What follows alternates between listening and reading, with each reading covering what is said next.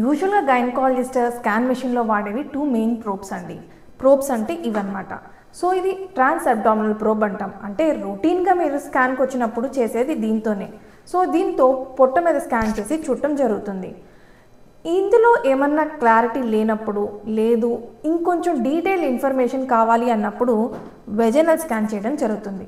So vaginal scan వల్ల ఉపయోగం ఏంటంటే, ఇది వెజైనలో పెట్టడం ద్వారా మనం ఈ గర్భసంచిని దగ్గర నుంచి చూడటం జరుగుతుంది.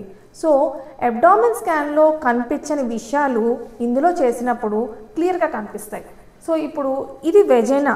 సో ఈ వెజైనాలో ఇది ఇన్సర్ట్ చేయడం వల్ల మనకి ఈ ప్రోబ్ యూట్రస్కి చాలా దగ్గరగా ఉంటుంది. సో దానివల్ల మనకి క్లియారిటీ బాగా తెలుస్తుంది. కానీ కామన్గా పేషెంట్ ఈ ప్రోబ్ చూడగానే ఫస్ట్ భయపడిపోయి లేచిపోతారు టేబుల్ మీద నుంచి. ఇంత పెద్ద ప్రోబ్ లోపల పెడతారా అని.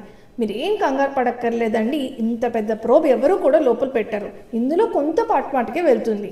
సో వెళ్ళినప్పుడు మీకు మైల్డ్ డిస్కంఫర్ట్ ఉండడం న్యాచురలే, కానీ మరీ మీరు భరించలేనంత నొప్పి కానీ బేబీకి హార్మ్ కానీ ఏమీ ఉండదు. సో మీరు ఏమీ కంగారు పడనక్కర్లేదు.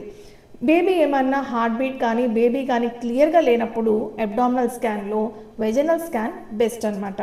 అంతేకాదు సర్విక్స్ లెంత్ అంటే గర్భసంచి లూజ్ ఉందా, లేదు ప్లాసెంటా ప్రీవియా అంటే మాయ కిందకి ఉందా, ఎంత దగ్గరగా ఉంది అనే కన్ఫర్మేషన్ ఎప్పుడైనా కూడా ట్రాన్స్ వెజైనల్ ప్రోబ్ ద్వారానే వస్తుంది. సో ఎప్పుడు కూడా ట్రాన్స్ వెజైనల్ స్కాన్ చేయాల్సిన అవసరం ఉంటే మీ డాక్టర్ గారితో సహకరించండి.